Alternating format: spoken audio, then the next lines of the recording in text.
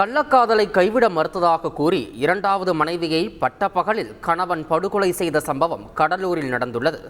முதுநகர் அருகே உள்ள சோனாங்குப்பத்தைச் சேர்ந்த ரமேஷ் வெளிநாட்டில் வேலை பார்த்து வந்த நிலையில் இவருக்கு இந்துமதி என்பவருடன் திருமணமாகி 2 பெண் குழந்தைகள் உள்ளனர்.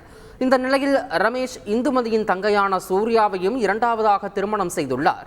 இவர்களுக்கு ஒரு ஆண் மற்றும் ஒரு பெண் குழந்தை உள்ள நிலையில் ரமேஷ் வெளிநாட்டில் வேலை பார்த்தபோது சூர்யா கடலூர் முதுநகரில் வேறு ஒரு நபருடன் தொடர்பு வைத்திருந்ததாக கூறப்படுகிறது. இதை பலமுறை ரமேஷ் கண்டித்துள்ளார்.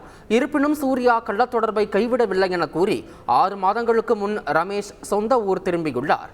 உறவினர்கள் சூர்யாவிற்கு அறிவுரை கூறியுள்ளனர். இந்த நிலையில் சூர்யாவுக்கும் ரமேஷிற்கும் கடுமையான வாக்குவாதம் ஏற்பட்டுள்ளது. இதில் ஆத்திரமடைந்த ரமேஷ் வீட்டில் இருந்த கத்தியை எடுத்து சூர்யாவை சரமாரியாக குத்தி கொலை செய்துள்ளார். இச்சம்பவம் குறித்து வழக்கு பதிவு செய்த போலீசார் தலைமறைவாக உள்ள ரமேஷை தேடி வருகின்றனர். செய்திகளை உடனுக்குடன் தெரிந்து கொள்ள உடனே சப்ஸ்கிரைப் பண்ணுங்க.